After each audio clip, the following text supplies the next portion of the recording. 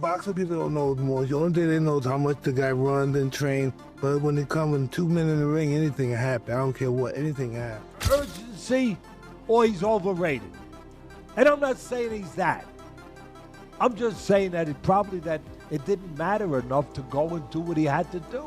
Was actually countering Canelo Alvarez quite a bit. So as Canelo would throw, he would just sit there, wait, block, and then boom, an uppercut or a right hand. Another mistake that Canelo was making too is he was throwing like one shot, and then he was coming back. Mike Tyson didn't mince words after Canelo Alvarez's crushing defeat to Terence Crawford, labeling him overrated.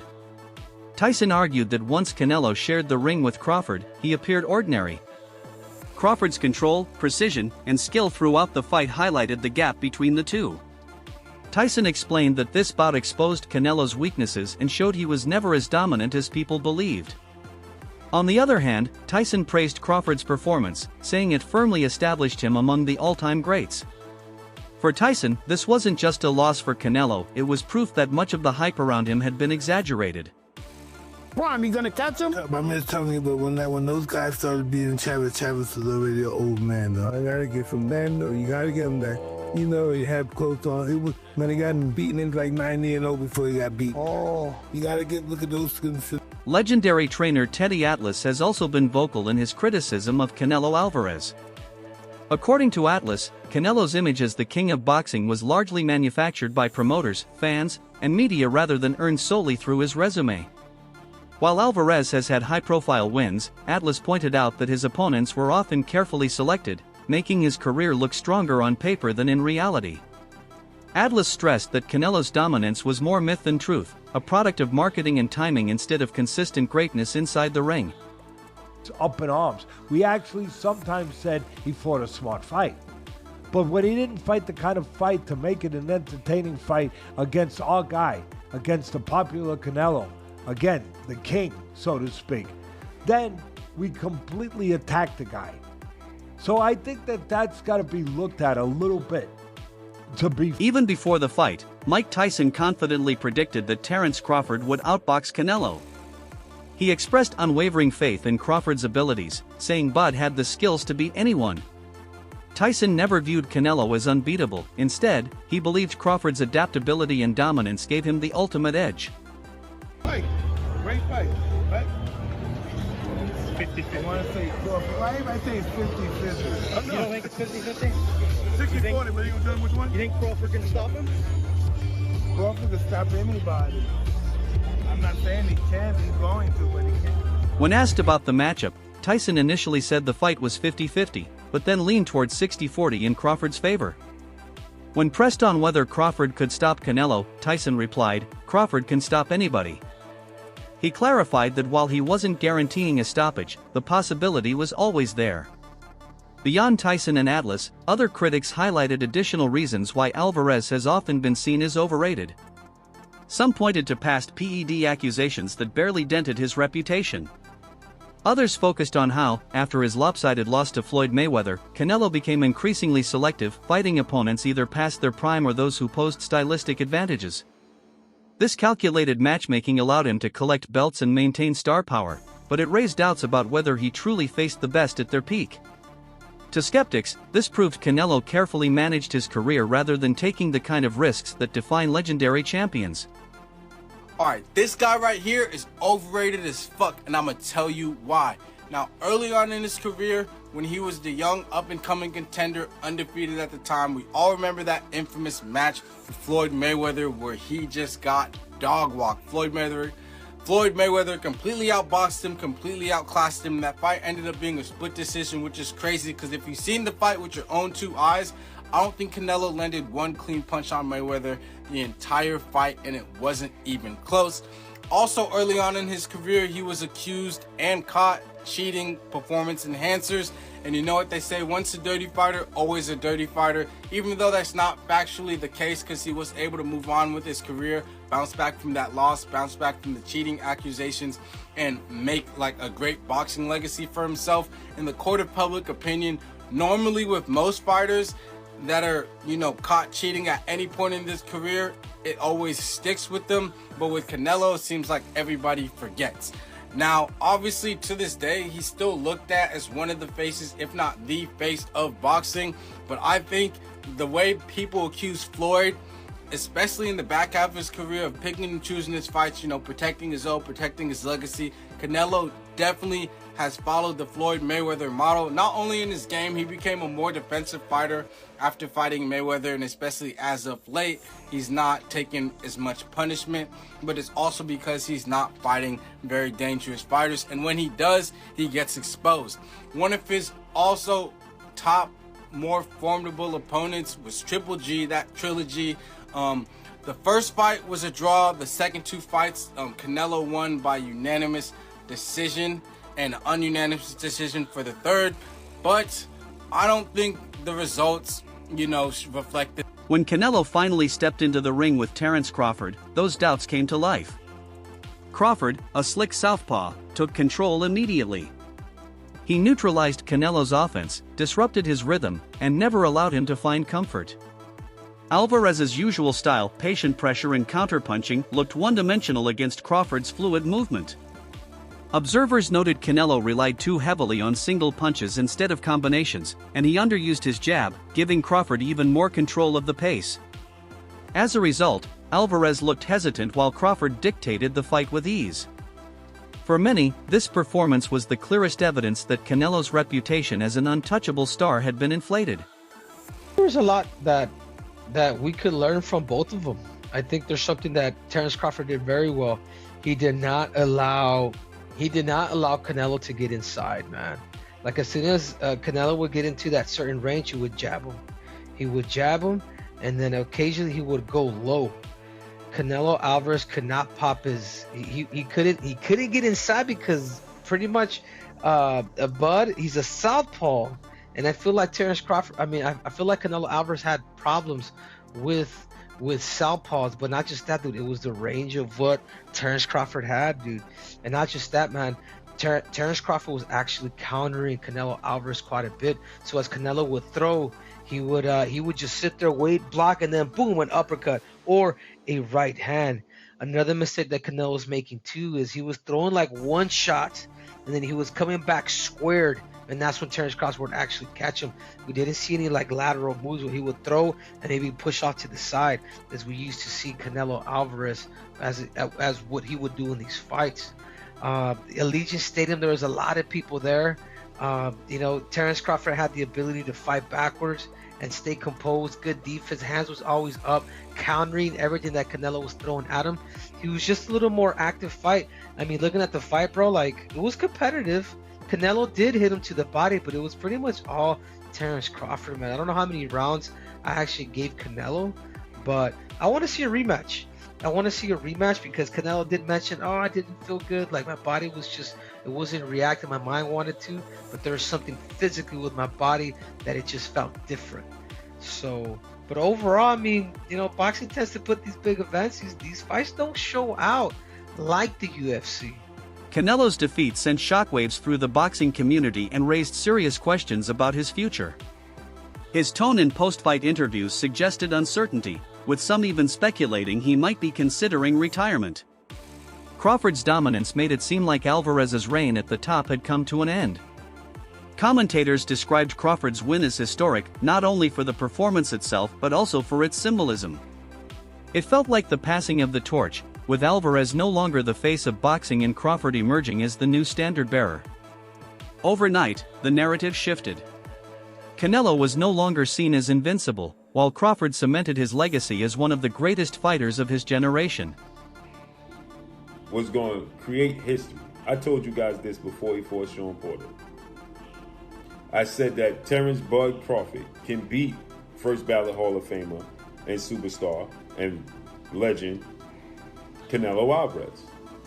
I've been saying this for years, that Terence Crawford can beat Canelo Alvarez. And tonight, he did just that. He did just that. Not only did he beat Canelo Alvarez tonight, but he arguably retired Canelo Alvarez, who after the fight, Canelo Alvarez stated that he's done everything that he needed to do in the sport of boxing. When asked do he want a rematch with Terence Bud Crawford, Canelo Alvarez said, it's no need. He gave no indications of a rematch. And Canelo Alvarez stated that he's a Hall of Famer, he's a winner, just being there made him a winner, right? And he stated that he's done everything he needed to do in the sport of boxing. That's what he said. Canelo Alvarez got schooled once again. I told you guys, styles make fights. This style, this particular style of boxers and counterpunchers and movers has historically given Canelo Alvarez problems. And as I told you guys, right? Terence Crawford can fight any which way he chooses to fight. He's just that much more versatile. This victory wasn't just another win for Crawford, it was a defining moment in boxing history. By defeating Canelo, he captured all of Alvarez's super middleweight titles and became undisputed in yet another weight class. Few fighters in history have dominated across multiple divisions with such authority. However, despite the historic achievement, the financial side of the fight sparked debate. Canelo walked away with an astonishing $150 million purse, while Crawford, even as the winner, earned far less. Commentator Simon Jordan noted the irony: even in defeat, the sport rewarded Canelo more than the man who dismantled him. Making history when he came up against Canelo Alvarez and he won it on points in Las Vegas, and that means he takes all of his super middleweight belts, becoming the first fighter in the modern era to become undisputed champion in 3 weight classes. The man to my left was in Spain. Mr. Jordan got out his bed at 5 in the morning and watched it, and he no doubt saw Crawford speaking post-fight. The great things come to those who wait. You know, the cream always rise to the top. All the time that they blocked me out, they said I wasn't fighting nobody, I can't beat this dude, I can't beat that dude. Every time that I got a chance, I wiped the floor with him. So just imagine where I would have been at today if I had got them opportunities a long time ago. But then again, it wasn't my time. My time is now, and I'm happy that everything played out the way it did, and you're looking at the undisputed champion of the world right now. That is for sure. Is he the modern day GOAT now, Simon? Yeah, I think so. I mean, I think you can make the argument for Usyk too. I'm surprised he speaks like that because it's not normally the way he speaks, and the fact that he's got 3 undisputeds means that he must have been given certain opportunities. So I'm surprised he felt the need to say that, but perhaps there was reasons behind it. I mean, Alvarez thought they were going to get him cold because he hadn't fought for 13, 14 months, had some surgery and stuff like that. And the other side of the argument is they've got an Alvarez that's been fighting lesser than opposition. That is not what he once was before. He was there to be beaten by someone of the standard of Terence Crawford, of which there are very few. Respected trainer Abel Sanchez admitted he was shocked by how easily Crawford dismantled Alvarez. Expecting Canelo's power and experience to be more impactful, Sanchez was instead stunned by Crawford's superior timing, footwork, and ability to shut down Canelo's offense from the start. For Sanchez, the magnitude of the victory was so great that he even suggested Crawford could consider retiring at the peak of his career, having proven his greatness beyond doubt. He had a great game plan. Bomac put something together that few people expected, including myself. The scores were just the opposite of what I thought they were going to be, but Terence looked great. What do you think was the turning point of the fight, or did you just think from the inception there was no way? Was there a point where you saw, hey man, this just doesn't look good? From the beginning. From the beginning. From the beginning, and then Terence never let Canelo get into a rhythm. Terence never allowed Canelo to get anything going, and I didn't think he could do it for 12 rounds.